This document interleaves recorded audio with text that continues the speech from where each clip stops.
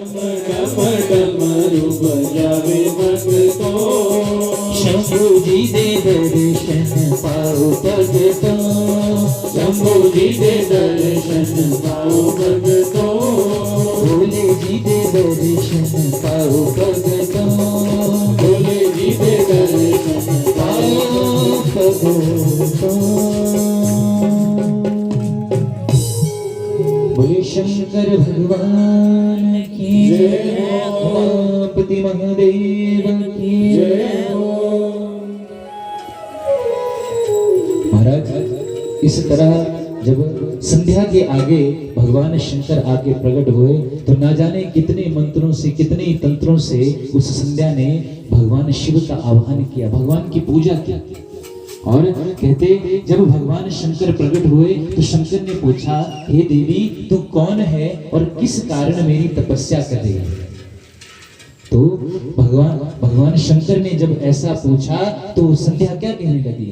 संध्या कहने लगी, हे भगवान, मैं ब्रह्मा जी की पुत्री हूँ और जन्म लेते ही मैं काम से ग्रसित हो गई और मैं इसलिए वन में आई, इसलिए तपस्या करने आई कि मैं ऐसा संकल्प, ऐसा नियम संसार में लागू कर दूंगी क्या कि जन्म लेते ही कोई भी देहधारी जीव है वो काम से ग्रसित ना हो, अर्थात काम से पीड़ित ना हो।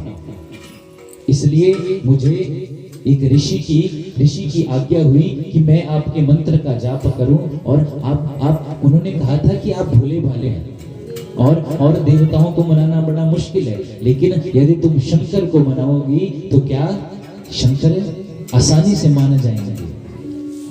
कहते इस प्रकार जब शंकर जी के आगे संध्या भगवती ने ऐसा कहा तो तथास्तु कहा शंकर जी, तथास्तु, जो भी तेरा संकल्प था वो परिपूर्ण होगा। तू वन में तपस्या करने आई थी, तू वन में तपस्या करने आई थी कि देहधारी जीव कोई भी जन्म ले, बालक बच्चा जन्म ले तो वो काम से ग्रसित ना हो। और मैं तुझे आशीर्वाद देता हूँ कि आज के बाद कोई भी मनुष्य, कोई भी जंतु जब जन्म लेगा तो वो जन्म से क्या काम से पीड़ित नहीं होगा। बोले शंकर भगवान की जय हो। महाराज इस तरह संध्या जिस लिए वन में आई थी उसकी तपस्या परिपूर्ण हुई। शंकर भगवान जी से पूछने लगे कि महाराज अब मैं इस जीवन का क्या करूं? भगवान शंकर ने कहा कि तूने मन में एक और संकल्प लिया था, लगता है तू भूल गई। तू मेरा दर्शन करके जो दूसरा संकल्प तूने मन में किया था वो तू भूल गई। दूसरा संकल्प क्या किया था? क्या किया था जी? क्या किया था? शरीर को त्याग दिया। लगता है दो ही लोग कथा सुन रहे हैं। बोले शंकर भगवान की जय हो। महाराज संध्या ने मन में क्या संकल्प लिया था कि मैं इस शरीर को ही त्याग दूंगी, और दूसरा संकल्प था वो जो पहले परिपूर्ण हो गया। शंकर जी ने आशीर्वाद दे दिया। शंकर जी ने कहा, लगता है संध्या तू मेरा दर्शन करके अपना पहला संकल्प भूल गई, लेकिन वो याद रख, तूने कहा था कि मैं इस शरीर का त्याग कर दूंगी। तो संध्या ने पूछा, प्रभु मैं इस शरीर का त्याग कैसे करूं?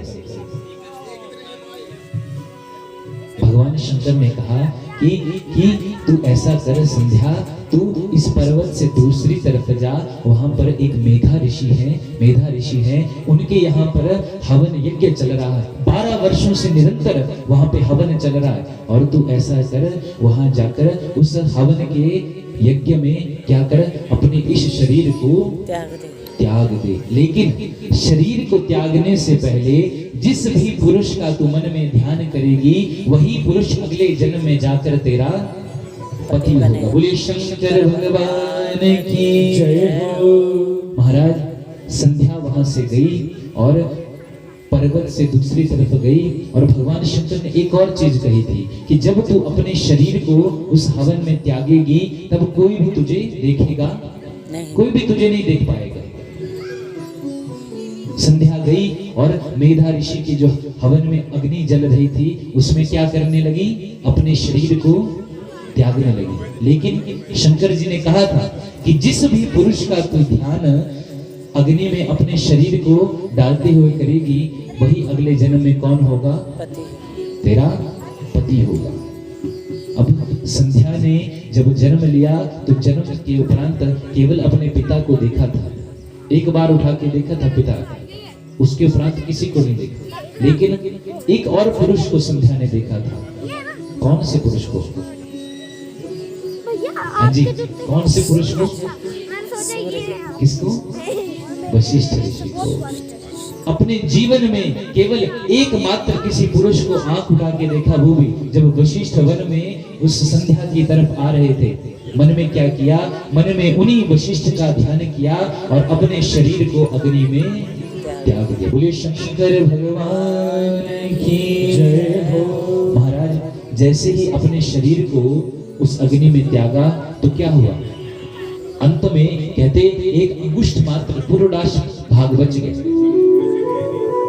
जैसे हम किसी के अग्नि को मृत्यु के समय जलाते हैं तो अंत में बच जाती है ना अस्थियां, उसी तरह क्या हुआ? जब संध्या ने अपने शरीर को उस अग्नि में त्यागा, एक अंगूठे के बराबर एक भाग बच गया। तो क्या किया? भगवान शंकर वहां गए और भगवान शंकर ने क्या किया? उस पुरोडाश भाग को 3 भागों में विभक्त किया, 3 भागों में काट दिया। और क्या किया? उन्हीं 3 भागों को क्या किया? सूर्य के रथ के साथ जोड़ा। कहा? एक आगे जोड़ा, एक मध्य में जोड़ा और एक अंत में जोड़ा।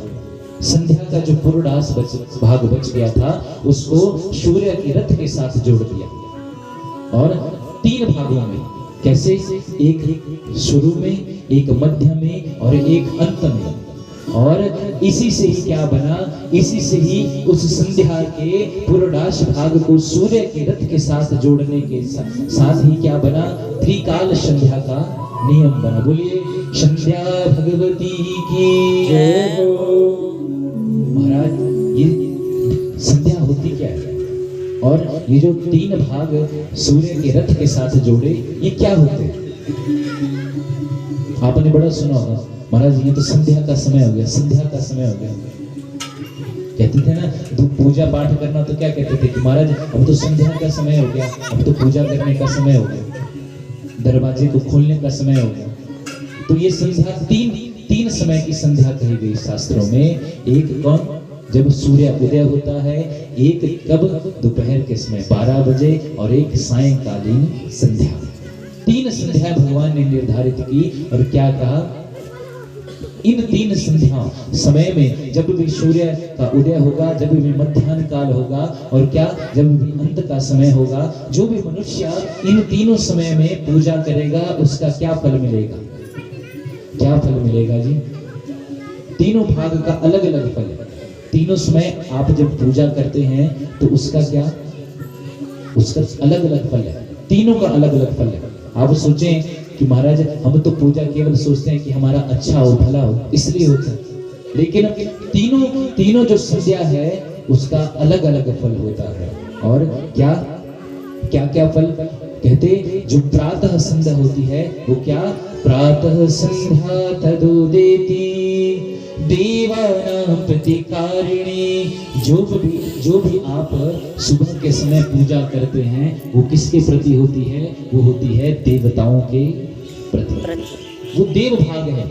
जो भी आप अपने घर में प्रातः काल उठकर पूजा करते हैं वो संध्या का समय किसका कहा गया?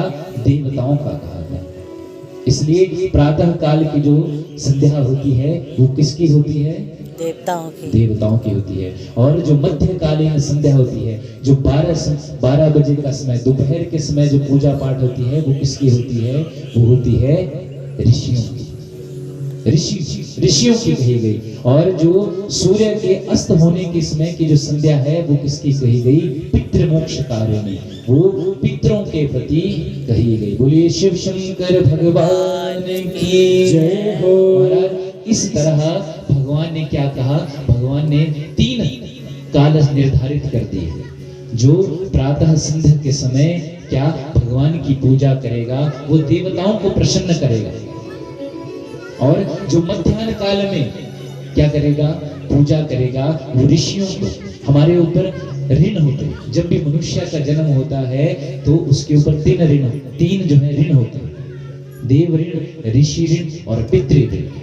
और जब तक मनुष्य इन ऋणों से मुक्त नहीं हो जाता, किसी भी मनुष्य की आत्मा को शांति नहीं मिल सकती। जैसे सुबह हम पूजा करेंगे तो क्या होगा, उससे देव प्रसन्न होंगे, जो हमारा देव ऋण होगा वो उतरेगा। जब हम दोपहर में पूजा पाठ करेंगे, उससे जो ऋषि ऋण है, क्योंकि हम ऋषियों की संतान है, हम ऋषियों के कारण हमें जन्म मिला, तो हमारा अधिकार है कि हम उनके ऋण को उतारें। तो क्या मध्याह्न संध्या हुई ऋषियों की, और अंतिम संध्या किसकी हुई, पितरों की। पितृ जिनको आज लोगों ने त्याग दिया। हम देवताओं को तो मनाते हैं, लेकिन पितरों को भूल गए। कितने लोग हैं जो नास्तिकता की तरफ बढ़ते जा रहे हैं, और पुराने समय में लोग श्राद्ध करते थे, कर्म करते थे, आज कौन कर रहा है, सारे करते। पुराने लोग हैं जो गांव में आज भी श्राद्ध कर्मों को करते हैं, लेकिन आने वाली पीढ़ी जो शहरों में रह रही है, कौन करता है श्राद्ध? किसको पता कि कौन सी तिथि पड़ी थी, कौन सा मास था, कौन सी तिथि थी, कौन सा पक्ष था? आप में से भी आधे लोगों को ही अपने पितरों का पता होगा कि महाराज इस दिन हमारे पितरों का श्राद्ध आता है। आधे से ज्यादा यहाँ बैठे उनको भी पता नहीं होगा कि कब हमारे पितरों का श्राद्ध आता है।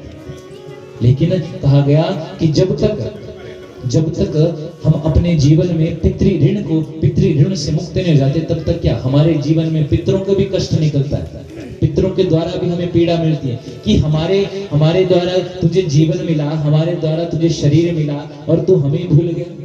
क्यों? हमें अपने पिता माता, अपने दादा दादी का तो ध्यान होना चाहिए कि जिनके द्वारा हमें जन्म मिला, जिनके द्वारा हमें ये शरीर मिला, उनका तो ध्यान होना चाहिए। लेकिन क्या किया? पूजा से बचने के लिए आज हम भगवान की पूजा से बचने के लिए ना जाने कितने रास्ते ढूंढते हैं कि महाराज ऐसे ठीक है।